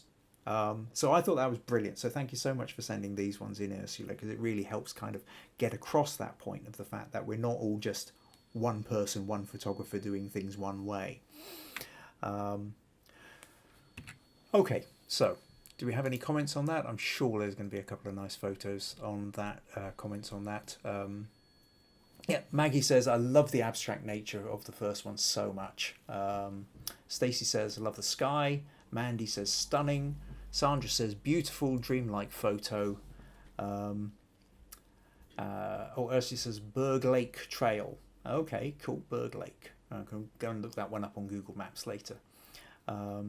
Robert says, looks very professional for a cell phone shot. She's a professional photographer, Robert. She knows what she's doing. And Cliff says, really great abstract, Ursula. I find it very relaxing to look at. It is a beautiful photo. And Rosie says, both are lovely shots. So that's really cool. Okay, so on to the last photo before I tell you what we're going to be doing next week. And I thought we have to finish with this one from Nicola. Nicola says, I have loads of favourites, but I've chosen this one. We spent a lot of time wandering around the farm we live at during lockdown, seeing all the animals. And basically, it made me laugh. Somebody else might have chosen a different one to finish the podcast on, but I saw this and I just, literally laughed out loud. Brilliant. On the farm during lockdown, walking around, have you used, I think that's got a kind of very wide angle phone photo look to it, that you just whip out your phone, the cow's coming up, if it's going to stick its nose over the wall at you, pull your phone out and take a photo and then convert it to black and white. I love it. It's so close in, you can almost feel the breath of the cow's nose coming out the cow's nose on you, and you can almost reach out and feel the hair and the fur on the across the nose. Brilliant. Yeah, that put a smile on my face. So thank you very much, Nicola, for that. So thank you everybody for we've got a couple of Maggie says grand photo. Ursula, moo. Yeah, you can't. You've got to say moo or type moo. Yeah, it's true. Robert says we have a lot of cows nearby, and I find that great subjects, awesome emotions captured here. A lot of cows in Texas. Yeah, Texas known for cowboys. At least the films that I watched when I was growing up. Rosie, haha, wonderful. Robert says that's sweet animals. So that's been brilliant. I hope you've all really enjoyed this as much as I have. It's been a great evening. Just, when I set out and I said, send me your favourite photos, I had no idea quite what to expect. I suppose I was expecting a few more. I was expecting more in the way of technical photos, maybe. Photos where people has gone, right, I was really happy with this because I achieved the effect that I wanted, or I managed to capture the weather that I wanted, or the plant life that I wanted, or that I was hunting down a particular kind of photo. And we have some of those, and they are wonderful. But there's an awful lot more of the emotional connection to the photo. That this photo is meaningful to me. If you're going to ask me what my favourite photo is, then my favourite photo is this one of my children, my pet, my grandchildren, my niece, the area I live in, the cows that I tend and walk past, and that's brilliant. That's absolutely brilliant. And even my photo, the one that I chose for it, ends up being also one which has got my wife and daughter in as well. So, I've really enjoyed it. I've really enjoyed this evening. So thank you to everybody for sending in. Thank you for all the comments that have been going on. Lovely chat. I love that. And, the back and forth inspiration, the ability to say, well, look, this is a tilt shift effect, or I loved your photo and had a go at drawing it on the iPad. Or here's an idea I had. I took this photo and then its meaning changed, as time went past, or its meaning changed once I got it into the editing suite. So next week will be next year. We'll be into another year, 2021. For many very good reasons. I'm sure a lot of us will be very glad to see the back of 2020. Having said that, I have to say, if 2020 hadn't happened, we wouldn't be here chatting now in this way. It's highly unlikely. While I had loose ideas about maybe one day doing a podcast, I know full well I wouldn't have prioritised it. I would have got round to doing other things. So, whilst I would never, ever, ever have possibly wished for this situation that we're in terms of then making the most out of the situation we wouldn't have chosen, these podcasts have been a sanity saver for me, and I hope you've been enjoying them too across the year. That's pretty much 9 months worth of podcasts we've been up to. I have no plans on stopping them anytime soon. In fact, I've got ideas for how these are going to develop, and hopefully when we get round to doing favourite photos of 2021 in 12 months' time, we could have an entire, this podcast could have grown and evolved quite significantly, and I really hope that it does. Now, in 2 weeks' time, we're up to another challenge. And so the challenge, I'll tell you now what the challenge will be, but I'll talk again more about it next week. The challenge for 2 weeks' time, which will be the 12th, I think, of January, is going to be new beginnings. So you can interpret that however you like, new beginnings. So start thinking around that one. But enjoy the rest of this year first, and then Hogmanay New Year's Eve.